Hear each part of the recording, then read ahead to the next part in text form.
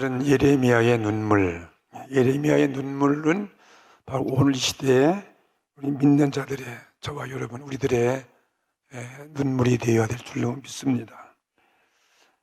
이 오늘 본문에 나오는 말씀 보면 비탄스러운 말씀이 기록되어 있잖아요. 통곡, 눈물. 이 9장에 보면 여러 군데 예레미야가 그렇게 비장한 각오, 왜 눈물을 흘리고 있을까? 그건 모든 사람들이 죄악으로 멸망하고 죄 가운데 빠지고 하나님의 심판을 눈앞에 두고도 모르고 있는 그 현실을 목도하면서 억제할 수 없는 그런 마음의 답답함을 눈물로 토로하는 그런 내용으로 가득 차 있어요. 그래서 예언자 중에서 예레미야는 누구보다 더 뜨겁게 자기 민족의 멸망을 바라보고 눈물을 많이 흘렸던, 그래서 눈물의 예언자라고 할 정도로 그렇게 나라를 사랑하고 영혼을 사랑하고 모든 가정들과 우리 백성들을 사랑하는 그의 마음을 볼 수 있습니다. 예레미야의 눈물은 뭐 세상적으로 흘리는 비탄, 비극에 대한 그런 눈물이 아니에요. 비탄의 그런 인간적인 눈물이 아니라 이건 정말 거룩한 눈물이죠. 민족의 비탄을 바라보는 눈물이고, 이거는 정말 애국자, 사랑하는 통곡의 애국자의 눈물이 예레미야의 눈물입니다. 이렇게 아름다운 눈물이 성경 위에는 어디에 있을까?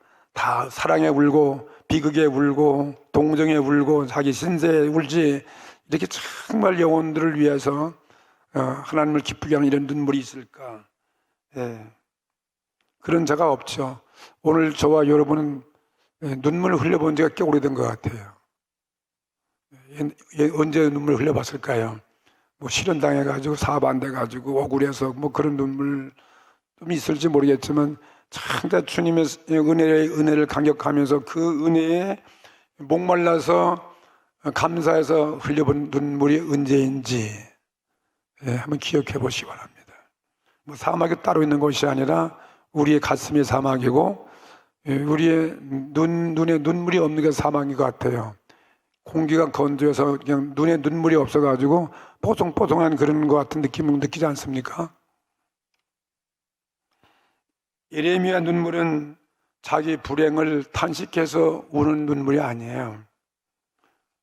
무슨 감옥에 갇혔다가 우는 것도 아니고 말이죠. 억울함 때문에 우는 것도 아니고, 나의 목적과 희망이 이루어지지 아니해서 그런 우는 그런 눈물도 아니고, 뭐 요즘 경제가 하도 어려운데 자기 사업이 실패하고 안 돼서 우는 눈물도 아니다 이 말이에요. 누구한테 뭐 배신당하고 사랑을 배반당해서 탄식하는 그런 눈물이 아니에요. 고생한 눈물이죠. 오늘 저와 여러분이 오늘 시대에 우리 나라 위에서 우리가 오늘 부정한 이 사회를 바라면서 정의를 위하여 혹은 하나님을 위한 예레미야의 그 비탄의 눈물을 오늘 한번 흘려보는 그런 오늘 간절한 마음이 있어지기를 주의 이름으로 축원합니다. 뭐 소설 보고도 있는 그런 눈물이 아닙니다. 오늘 우리나라 같은 이런 환경 속에 아직도 남북이 이렇게 하나가 되지 아니하고 70년이 흘러가도록 6.25 전쟁을 상기할 때 참 끔찍한 사건에도 불구하고 그냥 우린 냉랭합니다. 뭐 감동도 없죠. 아직도 우리는 분단되어 있고 오갈 수도 없고 헤어진 식구들 만날 수도 없는, 틈틈이 우리는 전쟁에 대한 위험을 느끼고 있지 않습니까? 이런 언제 또 비극이 이 땅에 일어날지 그런 위험을 보고도 우리가 근심하거나 염려가 되어서 우는 일을 흘려본 지가 하도 오래됐다 이 말이에요.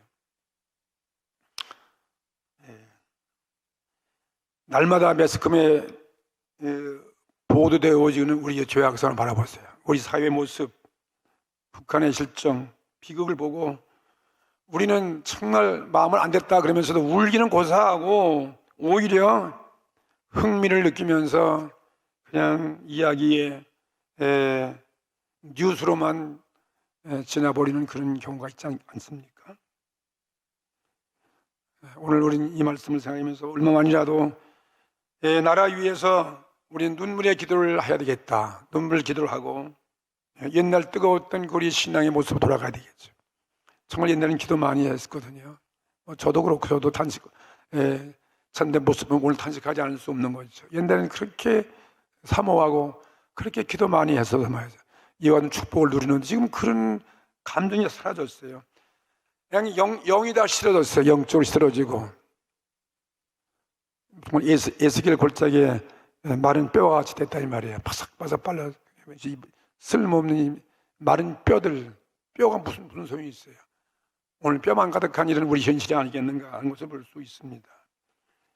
정말 죄악성을 바라보고 오늘 우린 눈물이 나야 될 것이고 나 자신이나 가족들이나 또 우리 현실을 보면서 눈물로 우리가 기도를 드리고 회개할 수 있다면 우린 그리스찬으로서 이와 같은 명예가 더 이상 어디 있겠습니까?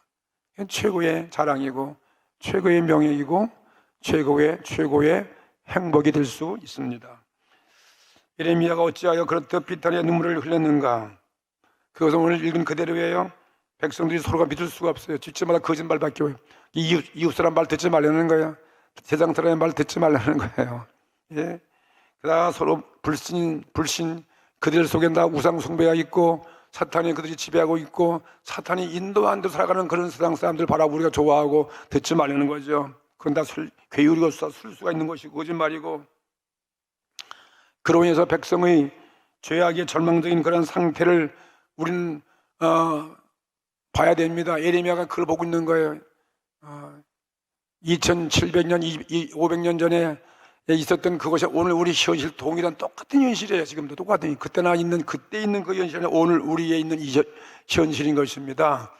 그래서 예레미야가 이렇게 말하는 것입니다. 그들 사회는 다 모든 사람들은 행음하는 자요. 그래서 전부 다 행음하는 자요. 그 다음에는 패역한 자요. 다 배역하고 패역한 자의 무리가 다 되었다는 하나님의 거룩한 백성이 이렇게 행음을 하고 패역한 자가 되었다 이것입니다. 이 말은 뭐냐면 행음은 다른 신을 섬기는 거예요. 하나님만 섬겨야 되는데 온갖 신을 다 섬기는 거예요.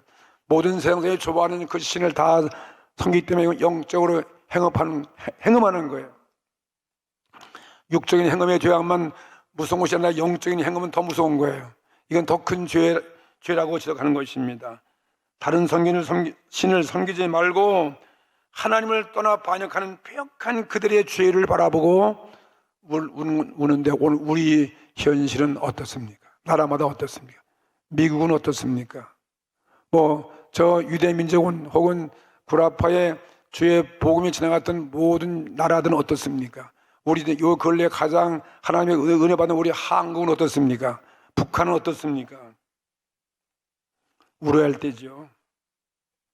다른 신을 섬기지 말라고 그랬는데 이스라엘 백성은 하나님을 떠나서 반역하는 죄를 지었다 이것입니다. 이 죄가 있으면 우리는 행복할 수 없는 거죠. 오늘 이런 코로나 예방약도 만들겠지만 이런 모든 병은 뭐로 오는 거예요? 다 죄로부터 오는 거예요. 인간이 만든 죄악이에요. 가축의 병도 다 인간이 혹사하고 그들의 잘못된 행동에 의해서 오는 발생하는 그게 병들이죠. 그게 안 없어져요. 약이 없으니까, 약이 아직 개발 안 됐으니까 스스로 이 전염병이 소멸되지 않습니다. 그걸 제거하는 뭐가 있어야 되는데 아직 그게 안 나왔다 이 말이에요. 그게 안 나오면서 아무리 우리가 마스크 쓰고 해도 어딘가 또 그 균이 살아있으니까 모르게 전염되는 거죠. 각오하고 살아가야 되죠. 너희가 무슨 독을 마셔도 해를 받지 아니하며 정말 하나님을 의지하셔야 되죠. 조심도 해야 되고. 그래서 이 예레미야는 3절에 보니까 그들의 죄악성이 무엇이냐면은 여호와께서 말씀하시되 그들이 활을 당긴 같이 혀를 놀려 활 쏘면 사람을 죽이는 거 아니에요? 말로 써 활 가지고 거짓말하고 사람 속이고 말이에요. 그래 활을 당긴 같이 혀를 놀려 가지고 거짓을 말하는 거죠. 입만 벌리면 다 거짓말이죠. 믿을 사람이 아무도 없어요. 믿을 사람 없습니다. 아무도 못 믿겠어요. 안 그런가 봐. 그들이 이 땅에서 강성하나 이 땅에서는 뭐 그저 잘 되는 것 같기도 하고 강성하고 뭐 그저 좋은 것 같지만 강성하나 진실하지 아니하고 그건 뭐 잘 살고 그거 문제가 아니에요. 나라가 좀 강한 거 문제 아니에요. 진실이 없다는 거예요. 진실하지 않고 진실이 없는 곳에 무슨 행복이 있겠습니까? 좀 뭐 잘 먹고 잘 입는다 할지라도 진실이 없는데 다 거짓말뿐인데 무슨 행복이 있겠습니까? 그리고 악에서 악으로 진행하며 그냥 악에서 악으로 점점 악에서 악으로 하며 그들이 또 나를 알지 못하는도다. 누굴 알지 못하는 것입니까? 하나님을 알지 못한다 이것입니다. 하나님의 계심을 모르는 거예요. 우리도 마찬가지죠. 하나님을 알지 못하는 거죠.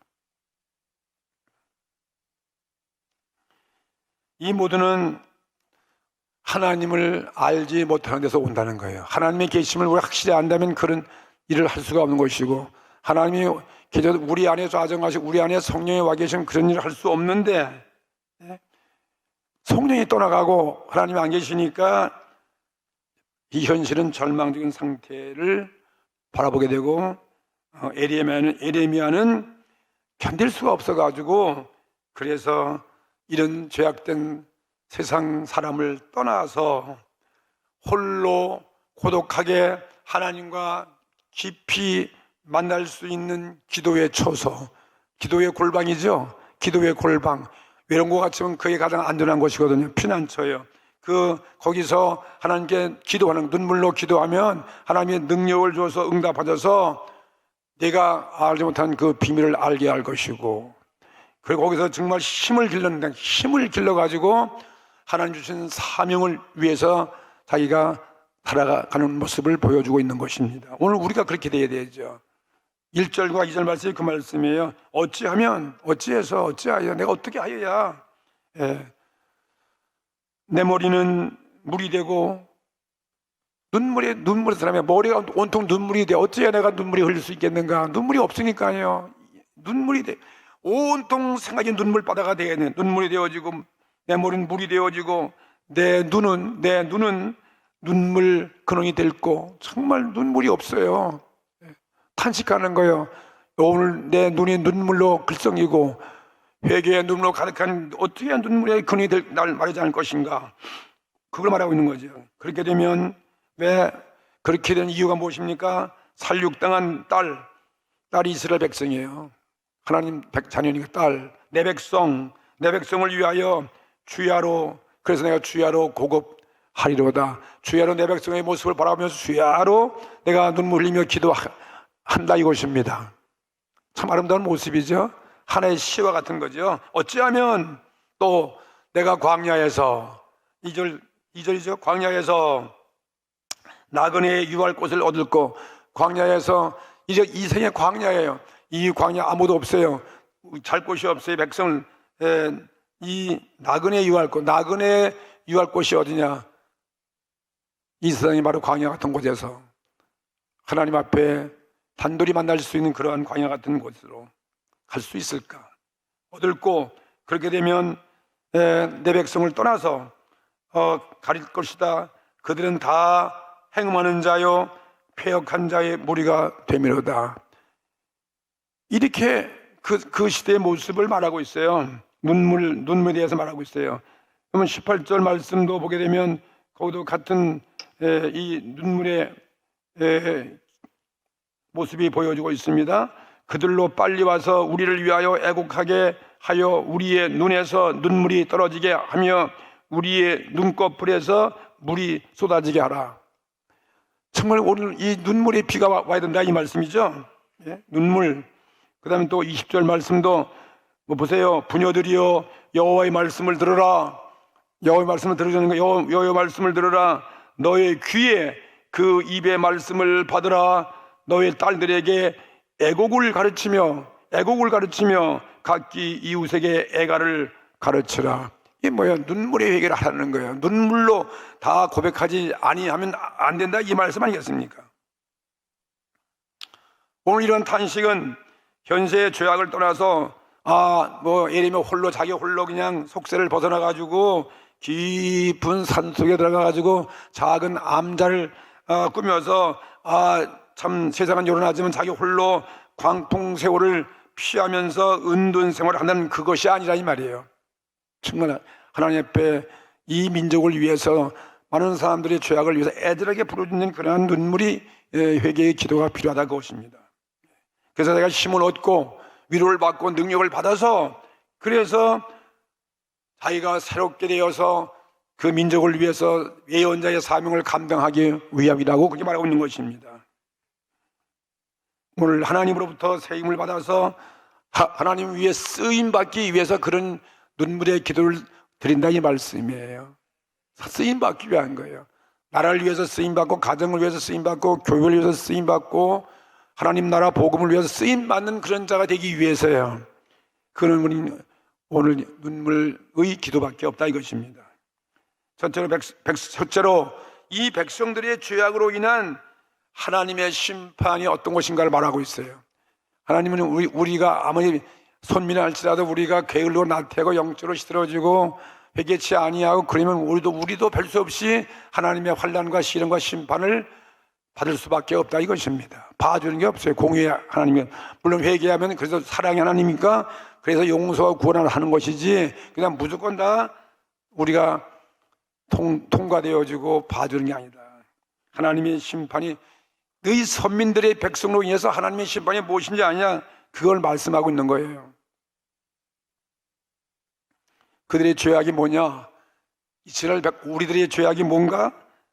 예레미야 9장 13절과 14절 말씀도 보게 되면 여호와께서 말씀하시되 그랬어요. 이는 내가 그들의 앞에 세운 나의 법을 어기고 보세요. 말씀대로 살지 않는 거죠. 나의 법을 어기고 그 다음에 내 목소리로 청종치 아니하며 그대로 행치 아니하고 그 마음의 강팍함을 따라 그 열조가 자기에게 가르친 바알들을 쫓았느니라. 계속 내려온 조상들부터 이 이스라엘 백성이 바알도 섬기고 하나님 섬기고 말씀 듣지 그대로 유전됐다는 거죠. 하나님 명령과 말씀대로 순종하지 않았다는 거죠. 우리들의 모습과 똑같은 거죠. 우리 말씀대로 살지 못하고 있습니다. 어떻게 해서 우리가 구원받은 백성인데 하늘보다 모르고 이 땅에 그 아들 보내주셔서 우리 죄를 십자가다 해결하시고 믿는 우리에게 구원 주셔서 의롭다 하시고 천국의 소망을 주시고 말씀을 주셨는데 우리가 어떻게 살아야 되겠습니까? 하나님의 말씀을 순종해야 될 거 아니겠어요? 근데 우리는 그렇지 못하는 거예요.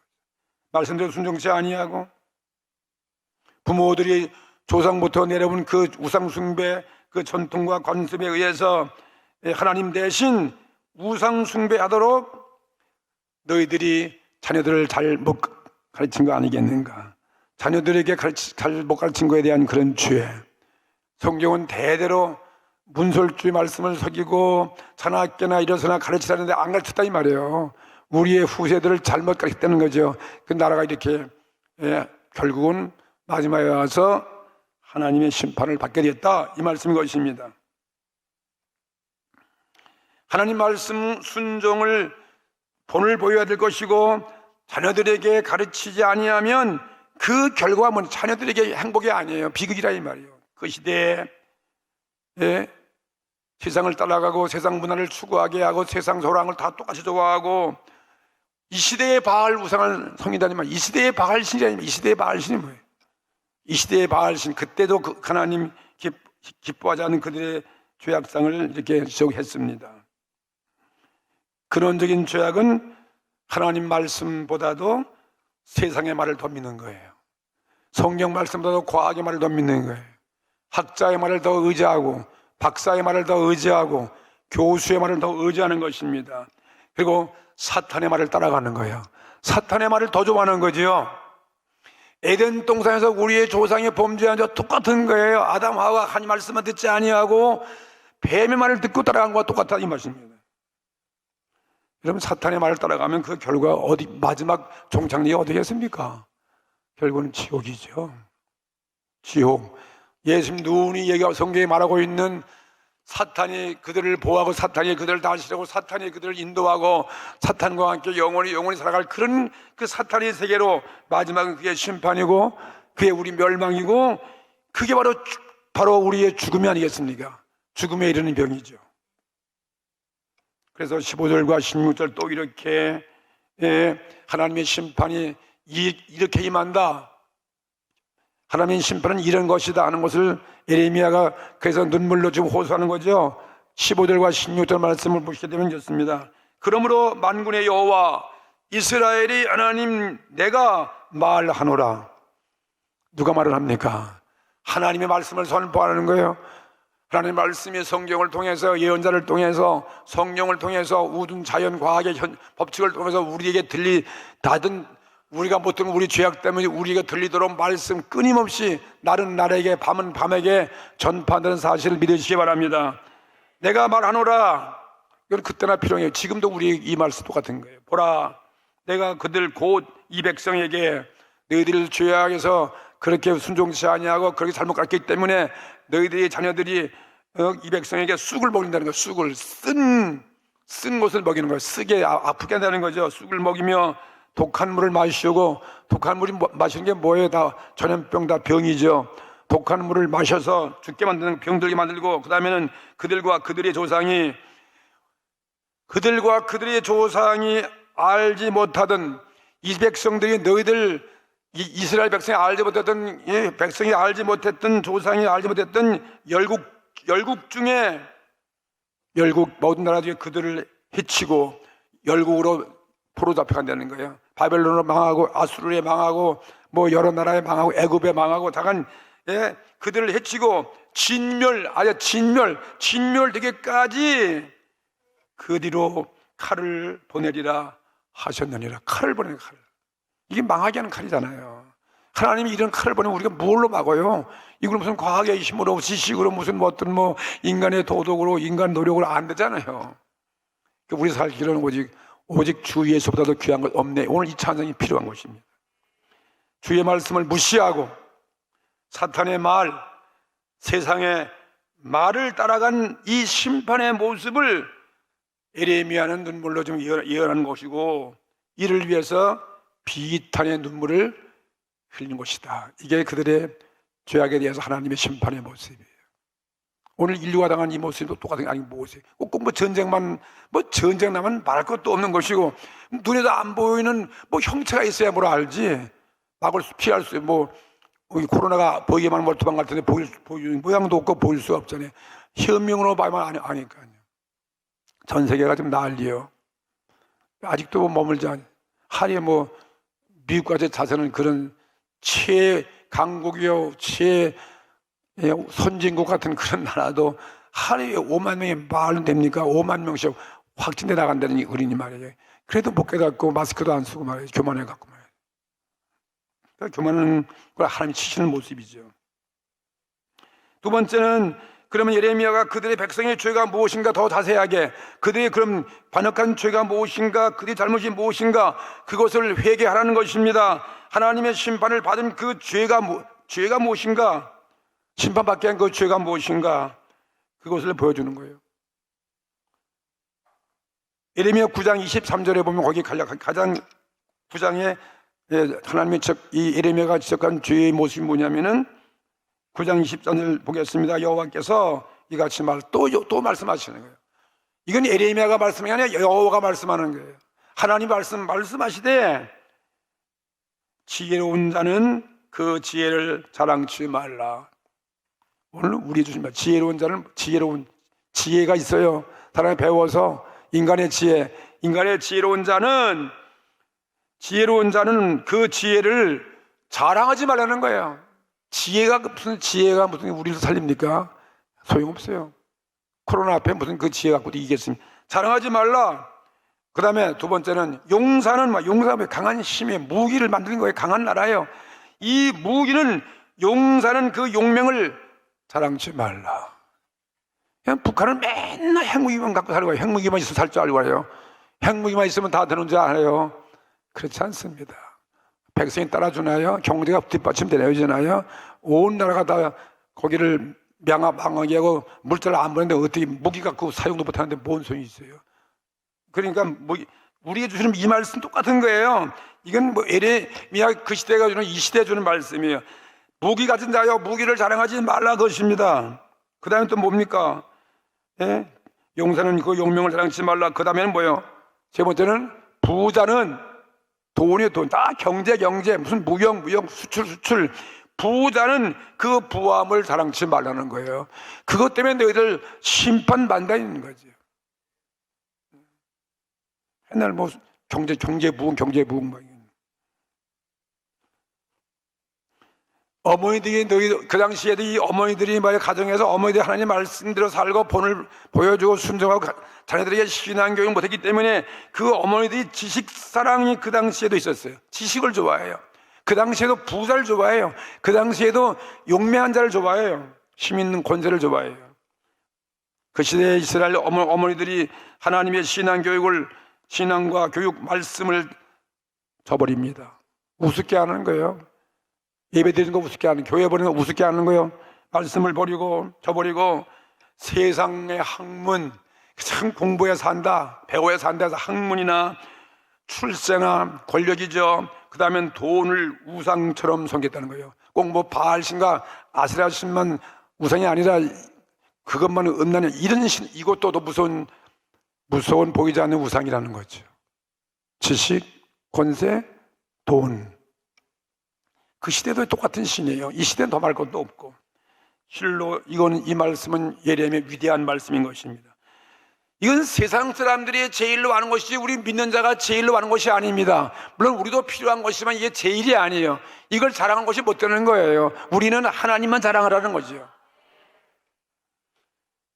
자랑하는 것이 인간 지식을 자랑한다는 거예요. 남보다도 머리가 뛰어나고 좀 영재가 되고 천재가 되면 뽐내고 자랑하는 거예요. 어디 학원 보내가지고 더 무서운 성적 올리고 뭐 상 타고 좋은 학교 좀 그거 자랑하는 거예요. 지식을 최상의 자랑으로 아는 거, 그 시대나 이 시대나 똑같다 이 말씀입니다. 권력을 자랑합니다. 지식과 권력과 돈과 그 이상의 존재, 눈에 안 보이는 하늘로부터 오시는 그 하나님의 존재하시는 하나님 자신을 모른다 이것입니다. 우리는 인류가 하나님을 알아야 산다 이겁니다. 사람들의 자랑은 남보다 명석한 두뇌를 자랑하는 거죠. 암기만 잘한다 할지라도 다 놀리는 거지. 어떤 재능만 어떤 탁월한 예능을 부러워하는 예능, 그 뭔 소용이 있어요? 그냥 다 거기에다 빠져 있어요. 머리가 좋은 것만으로 학생들은 평가받는 그런 사회가 오늘 이 시대 아닙니까? 하나님의 존재하심을 모르는 지식은 마지막은 위험을 가져온다는 거야. 인류가 만든 이 지식, 과학, 문명은 우리의 위험을 가져오는 것이다.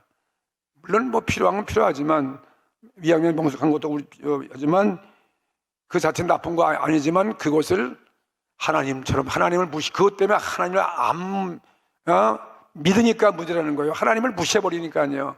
하나님을 인정하고 그 다음에 그거 필요한 것이지 하나님 없이 아무 지식 가지고 뭔 소용이냐 이것입니다. 하나님보다 더 귀한 것은 없다. 아까 찬양 불렀죠. 주 예수보다도 더 귀한 것은 없네. 부귀와 영화도 다 소용없다. 오직 예수님이 우리 가장 귀한 우리 찬송을 불렀습니다. 하나님보다도 그것들을 더 사랑하는 것이 바로 잘못이다. 그것이 죄악이다.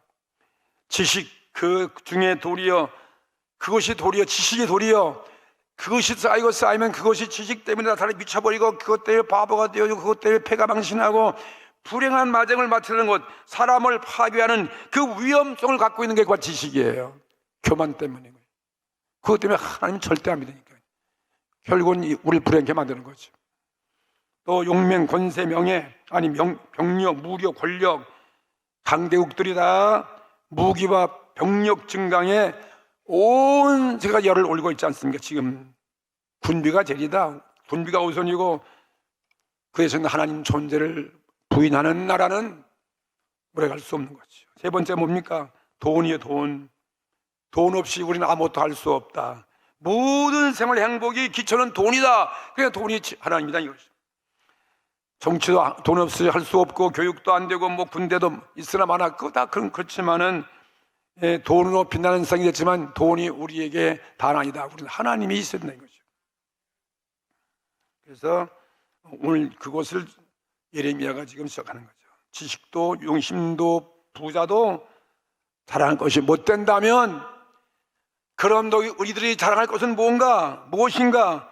우리가 자랑할 것이 무엇인가? 그것을 예레미야가 말씀하고 있어요. 우리가 자랑하고 우리가 의리하고 우리가 바라봐야 되고 우리가 의지할 것이 무엇이냐?